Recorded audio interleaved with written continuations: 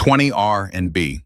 Stars who were shockingly stupid. They had voices that filled arenas, songs that defined love and fame most artists only dream about. But what happens when talent collides with terrible judgment? Tonight isn't just about music, it's about choices. Some of these legends stood at the peak of success, yet one decision changed how the world remembers them forever. Their records still play, but their stories became warnings.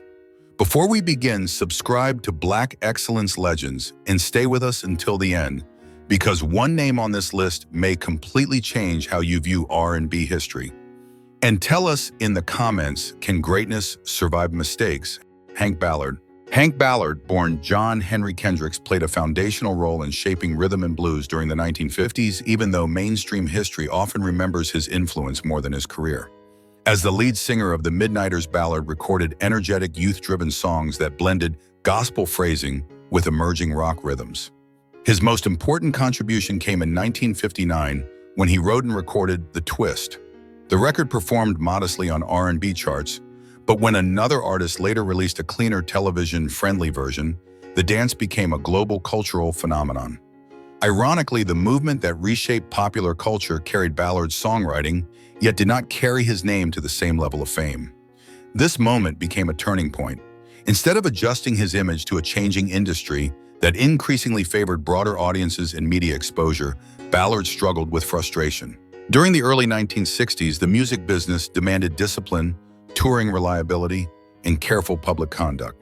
Ballard's growing resentment toward the industry coincided with substance-related legal trouble in Detroit, and radio stations at the time were quick to distance themselves from controversy. Airplay declined, bookings narrowed, and his national career faded while the music he created continued spreading across generations. Despite the setback, Ballard never disappeared entirely.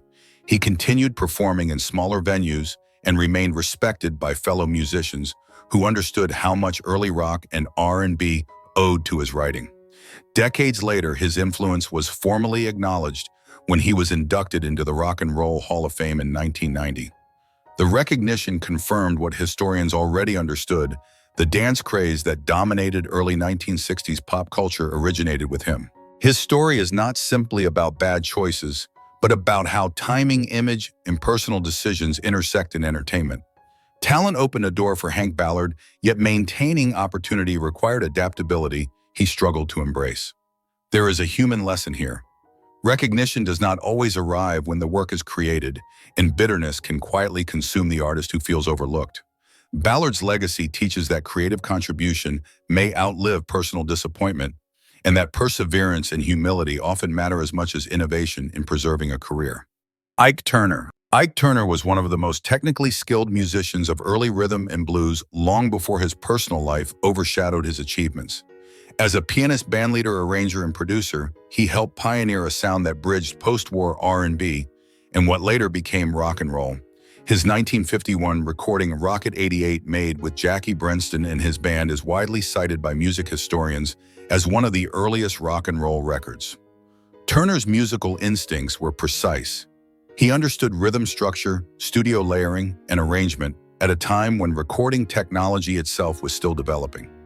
During the 1960s and early 1970s, he gained broader commercial success through the Ike and Tina Turner Revue. Their live performances were powerful, tightly rehearsed, and musically influential.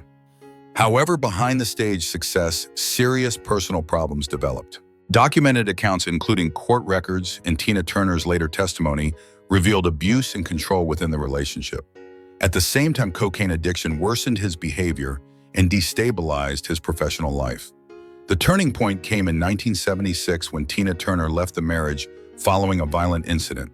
The separation ended both their personal and professional partnership. Public perception shifted immediately. Turner's musical innovations were overshadowed by his actions, and industry support largely disappeared.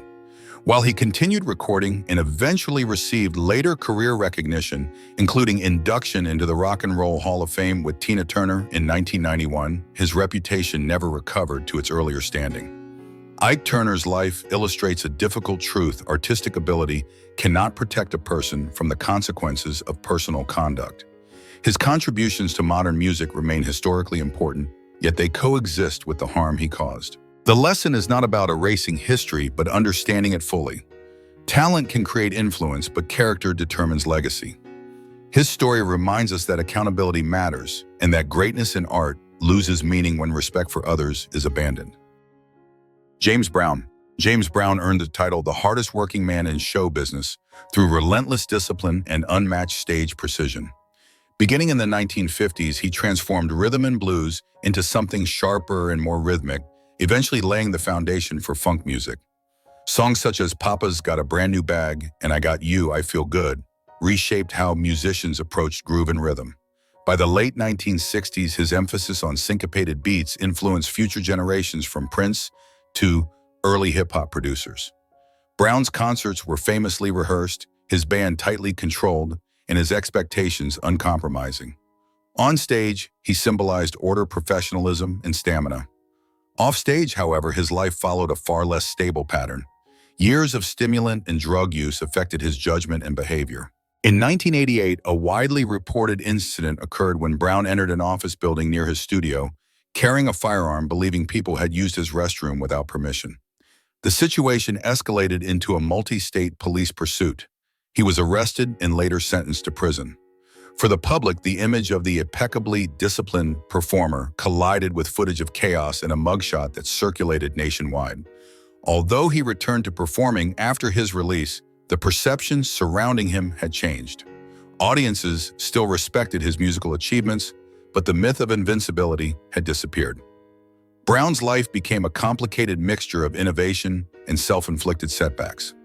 His career shows that success in public performance does not automatically translate into stability in private life. There is a deeper lesson in his story.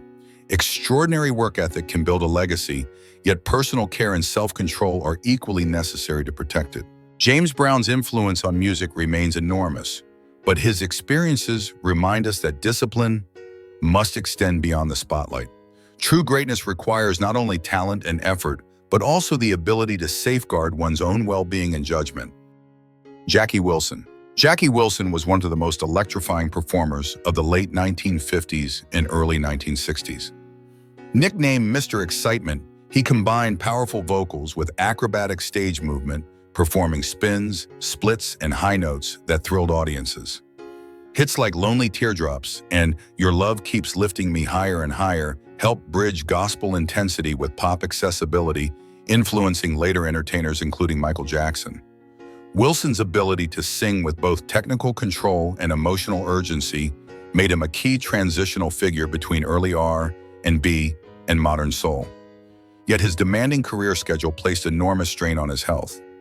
Continuous touring, late nights, alcohol use, and minimal rest gradually weakened his body.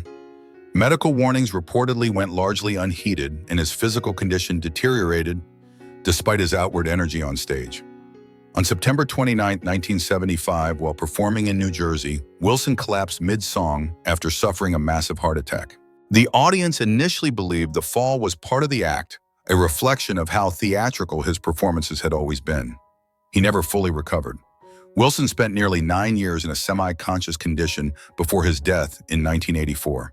The tragedy highlighted how performers of his era often lacked medical monitoring, proper nutrition, and adequate rest despite exhausting schedules.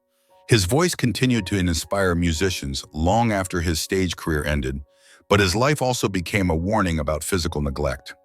Jackie Wilson's story carries a humane message. Passion for work can inspire audiences, yet the human body has limits that fame cannot overcome. Caring for oneself is not weakness, it is preservation. His legacy survives through the joy he brought listeners, while his experience reminds future artists that protecting health is essential to sustaining both life and creativity. Etta James. Etta James possessed a voice that could express vulnerability and strength within the same phrase. Emerging in the mid-1950s, she moved easily between blues, gospel, and rhythm, and blues creating a style that later shaped modern soul singing. Her signature recording At Last became one of the most recognized love songs in American music, while performances such as I'd Rather Go Blind demonstrated emotional intensity few artists could match. Over time, she earned 6 Grammy Awards and eventual induction into the Rock and Roll Hall of Fame, confirming her long-term artistic influence.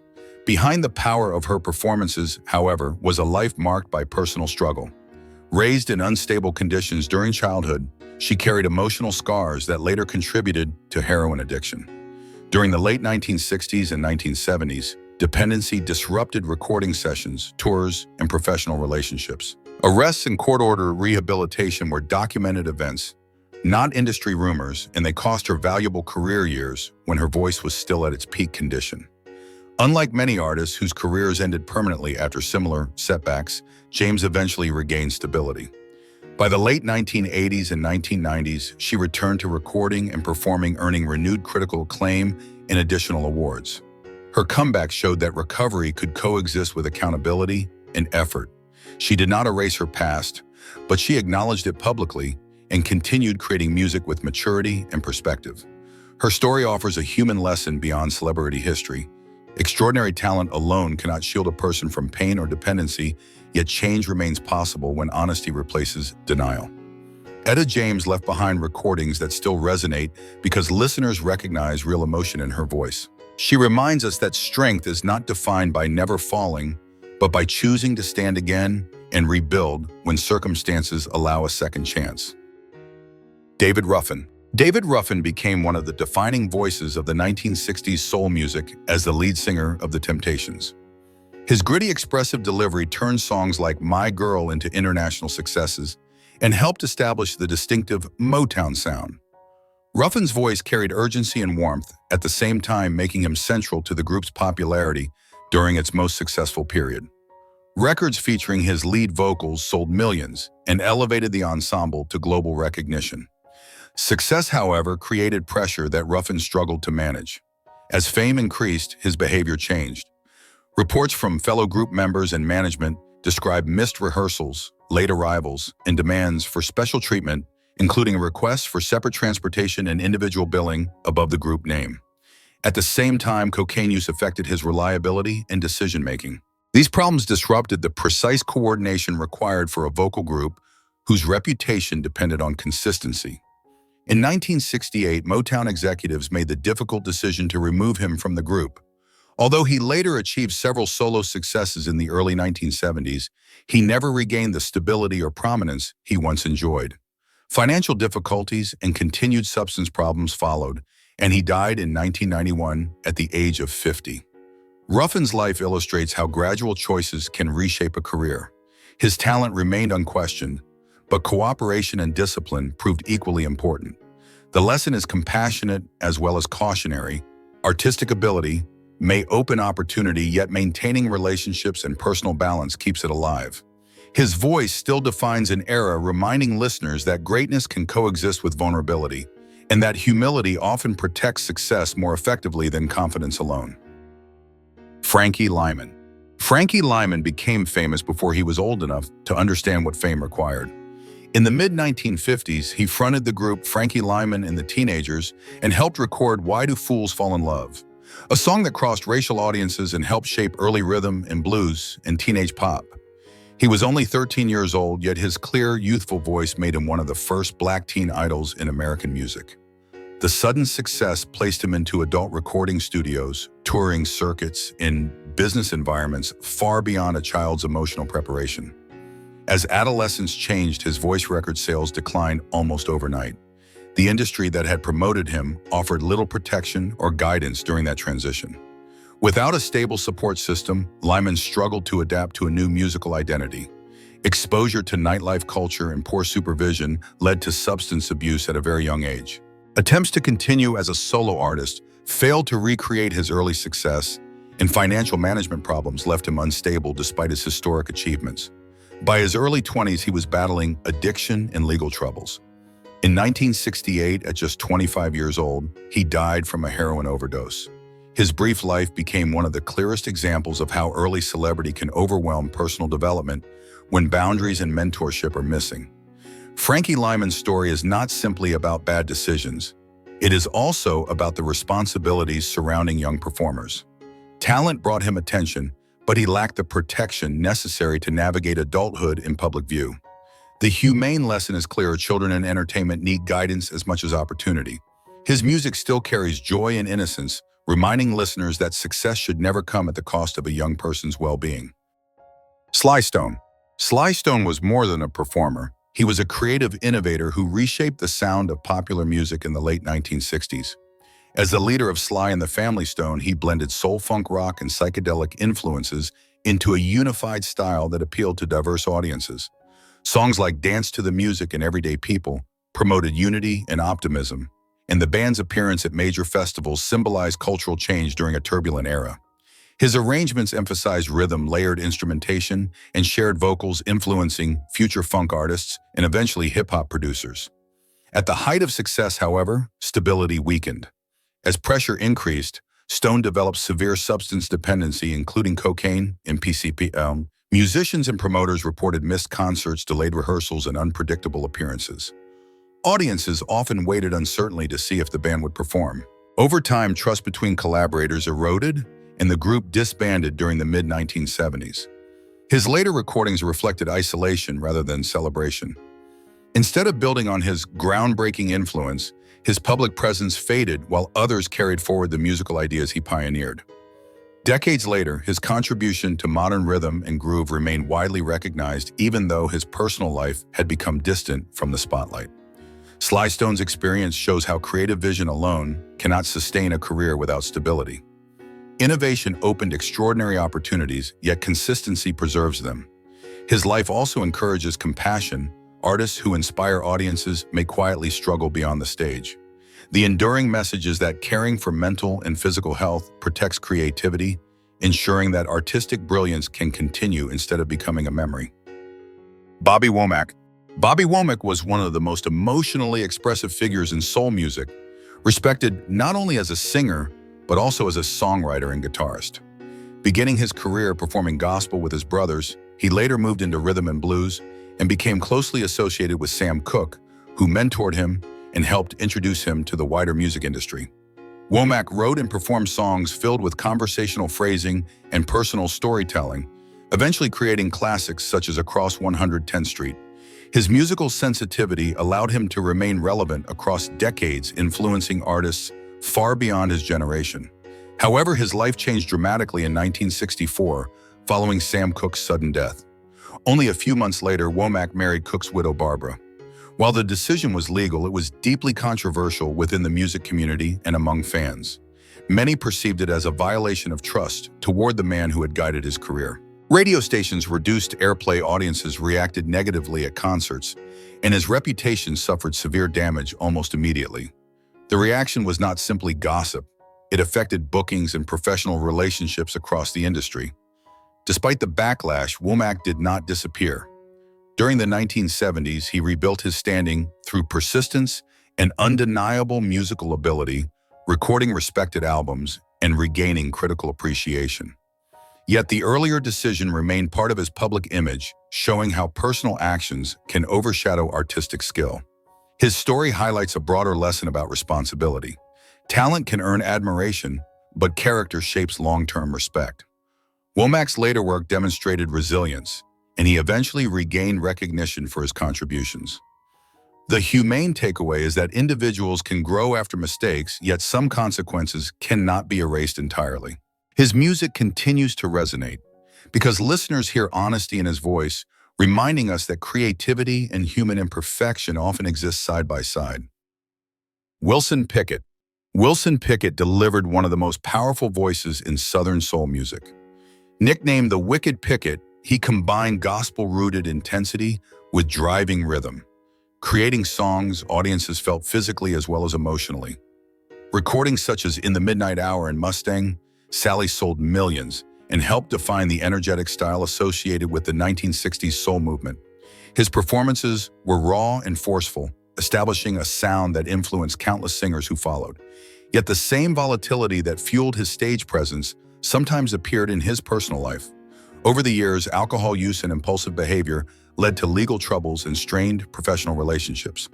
The most serious incident occurred in 1992 when Pickett drove while intoxicated and struck an elderly pedestrian, resulting in a fatality. Court proceedings confirmed the event, and he served a jail sentence. The tragedy permanently altered how the public viewed him, shifting discussion from music to responsibility.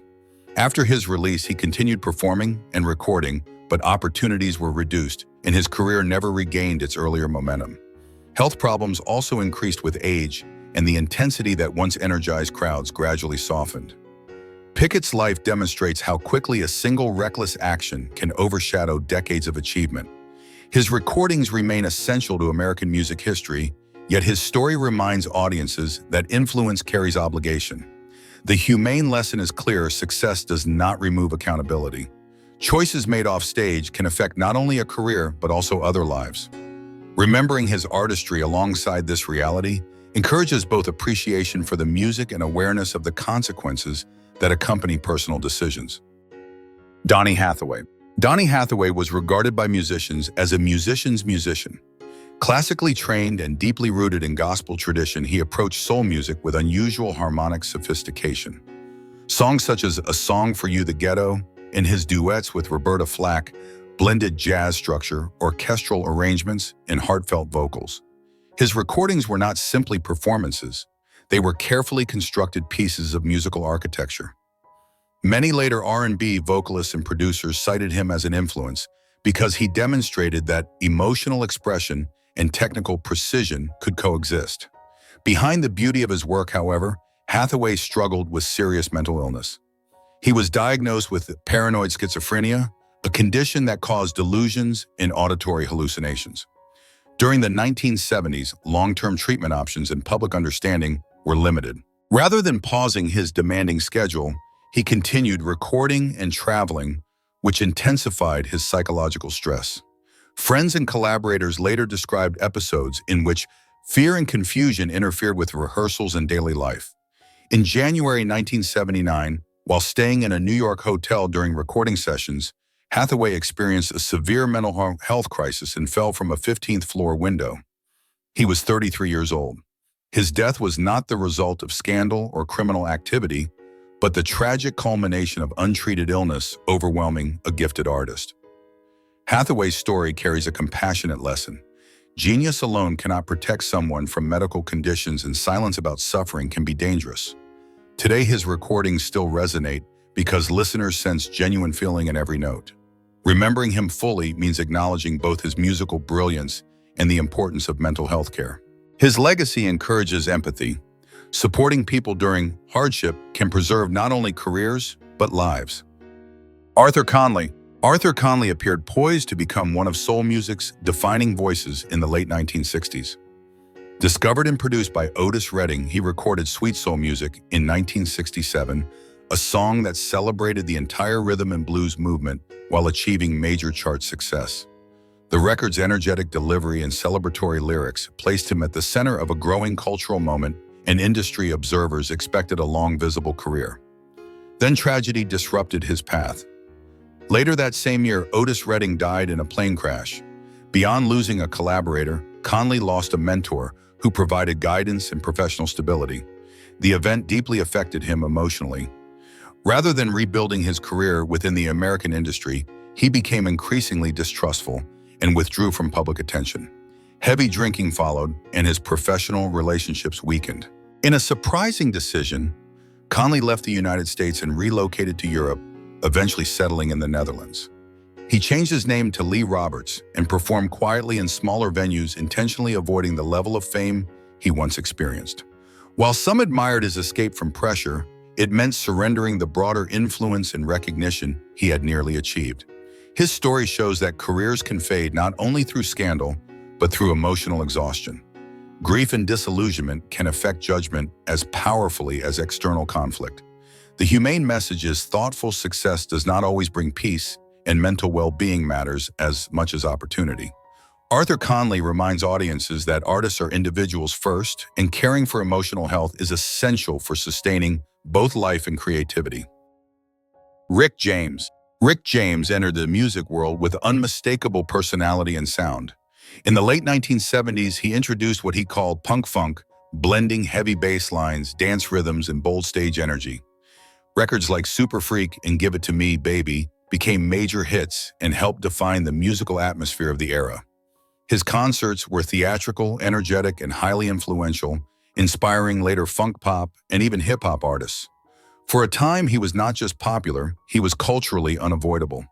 Yet the same intensity that fueled his creativity also shaped destructive habits. Cocaine use became central to his lifestyle, affecting both behavior and decision-making. Studio sessions grew unpredictable, professional relationships weakened, and legal trouble increased. The most serious moment arrived in the early 1990s when he was arrested and later convicted for violent assaults connected to prolonged substance abuse. In 1993, he received a prison sentence, effectively ending his position as a major recording artist. After his release, James briefly returned to public attention, including television appearances that reminded audiences of his charisma. However, his reputation had permanently changed, and health complications followed in later years until his death in 2004. His musical catalog remained influential, but discussions about his career inevitably included the consequences of his behavior.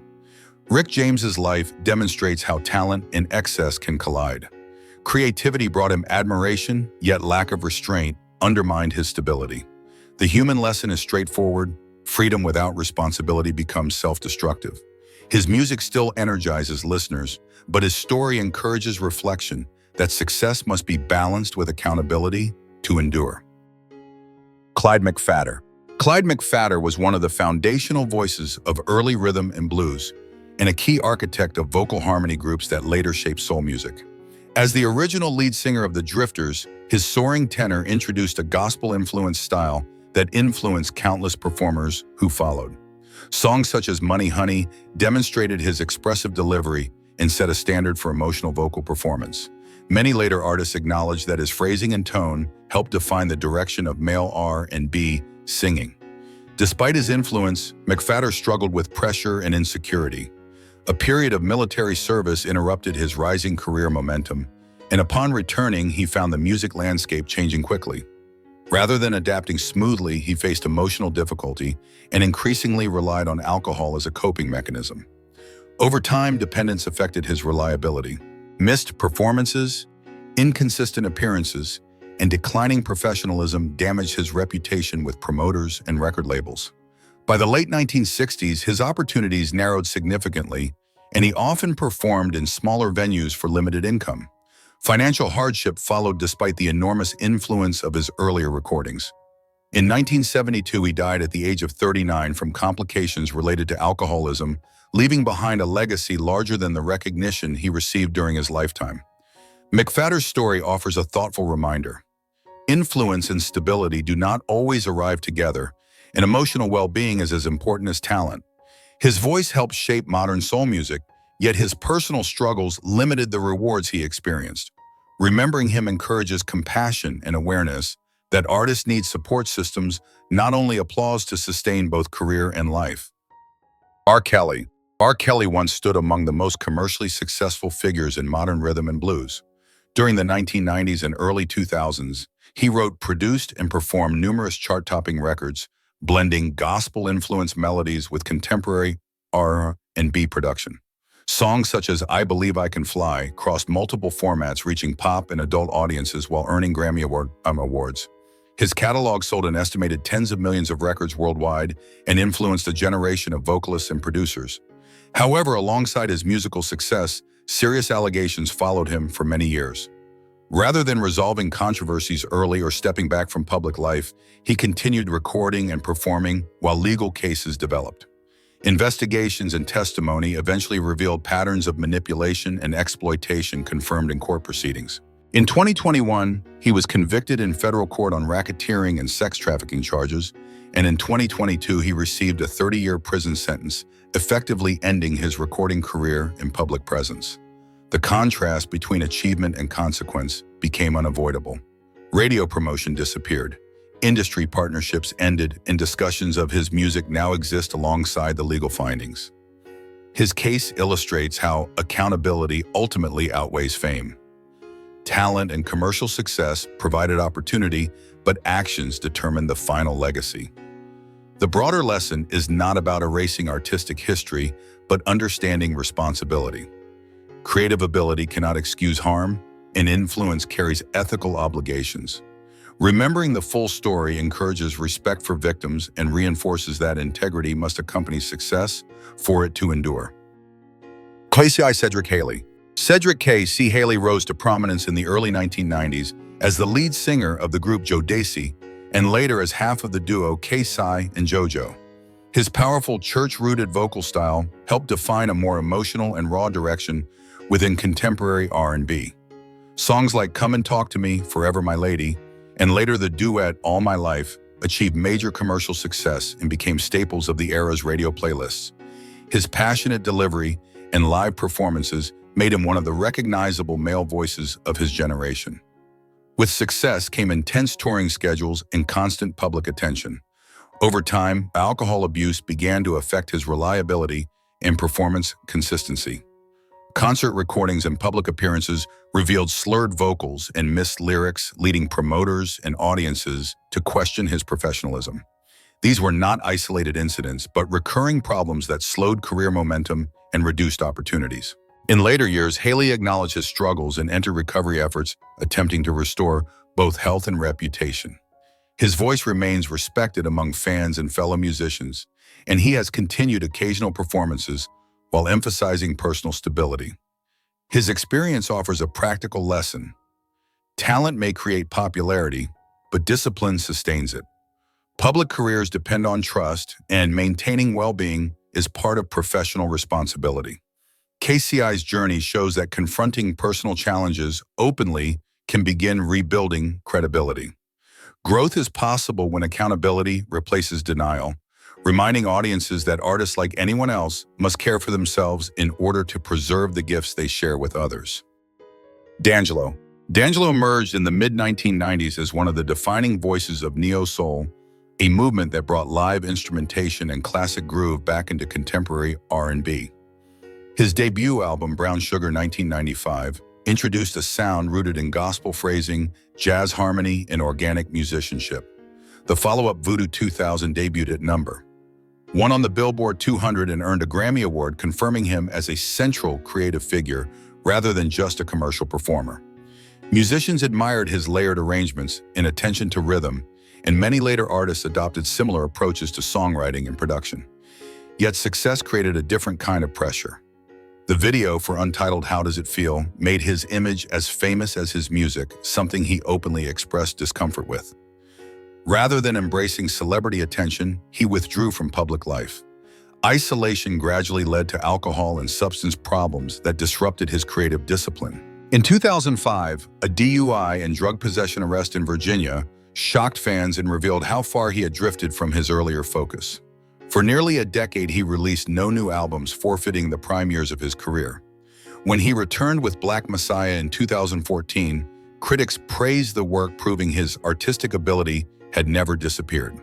The long absence, however, demonstrated how avoidance can quietly derail momentum, even without scandal.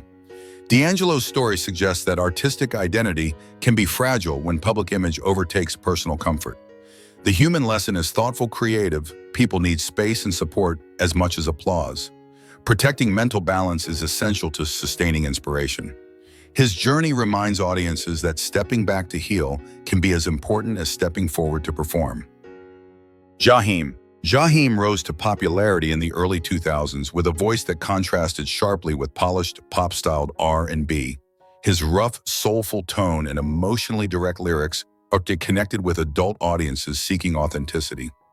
Albums like Ghetto Love 2001 and songs such as Put That Woman First reached high positions on R&B charts, earning him award nominations and a loyal fan base. His music emphasized commitment, loyalty, and everyday relationships, creating an image of sincerity that distinguished him from trend-driven performers. For many years, his reputation depended on relatability rather than spectacle.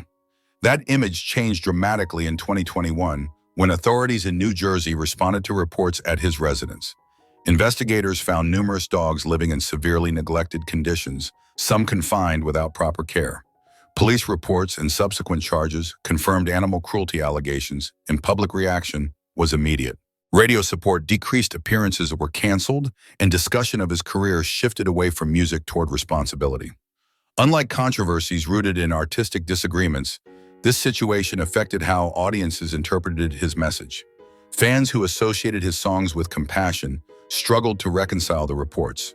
The consequences demonstrated how quickly public trust can dissolve in the modern media environment. Jaheim's case offers a broader lesson about accountability. Reputation is built slowly but can change suddenly when actions contradict values. Talent can inspire admiration, yet character maintains it. His story reminds both artists and audiences that personal conduct matters because influence carries ethical responsibility beyond performance. Marvin Gaye. Marvin Gaye became one of the most influential voices in soul music, combining smooth vocals with thoughtful songwriting. Beginning in the 1960s at Motown Records, he recorded romantic hits, but later expanded into social commentary. His 1971 album, What's Going On, sold over 2 million copies and changed expectations of what R&B artists could express, addressing war, poverty, and environmental concerns. The record elevated him from entertainer to cultural commentator and secured his place in music history. Despite artistic success, his personal life grew increasingly unstable.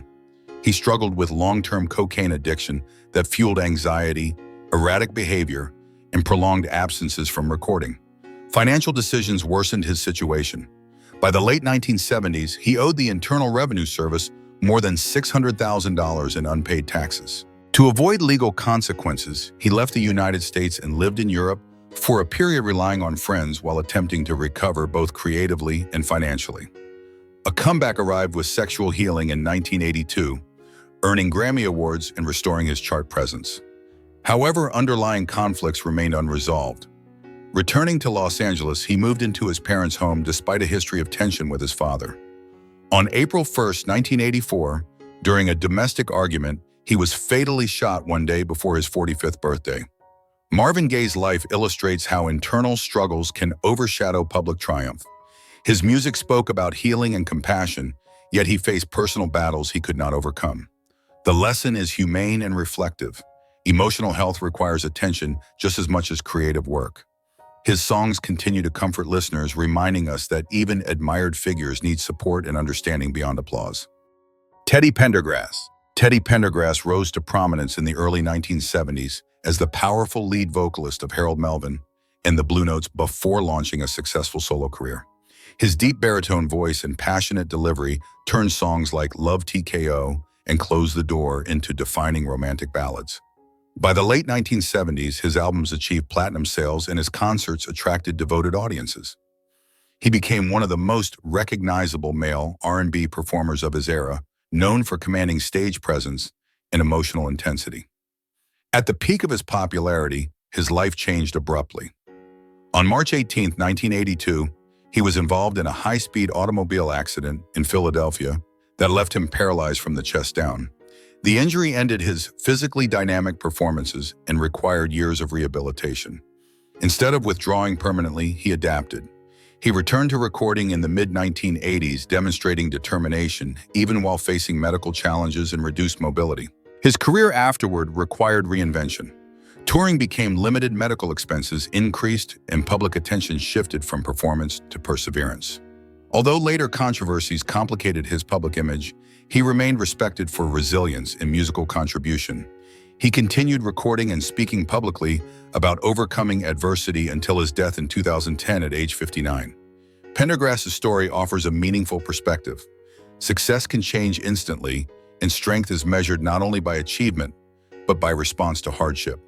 His willingness to continue creating, despite physical limitations, showed courage and hope. Remembering him encourages appreciation for perseverance and reminds audiences that dignity can endure even when circumstances dramatically change.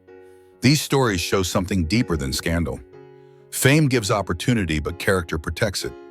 Every artist here had extraordinary ability, yet private choices shape public memory. We can admire the music while still learning from the consequences. The real lesson is human success means little if we neglect responsibility, health, or respect for others. So here's the question. Should we separate the art from the artist, or do actions permanently define legacy? Share your opinion below and join the discussion.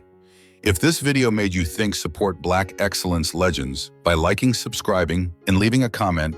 Your voice keeps these conversations alive.